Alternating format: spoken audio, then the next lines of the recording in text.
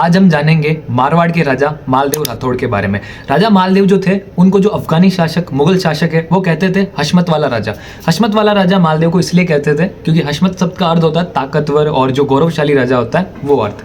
राजा मालदेव को बचपन से युद्ध में, सम्राट बनने में, राजा बनने में बहुत ज़्यादा रुचि थी। जब वो राजा नहीं बने थे उससे पहले राजा मालदेव महाराणा सांगा की तरफ से खानवा और बयाना के युद्ध में भी लड़े थे।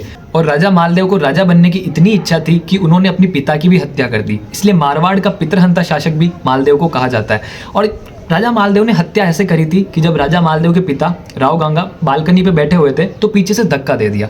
तो बहुत से लोग ऐसे कहते हैं कि ये एक्सीडेंट था, कोई गलती से हो गया, और बहुत से लोग ये कहते हैं कि राजा मालदेव की महत्वाकांक्षाओं की वजह से उन्होंने जान करके ये हत्या करी। बाद में इसको कवर करने के लिए जो है ऐसी बातें फैलाती कि गलती से हो गया।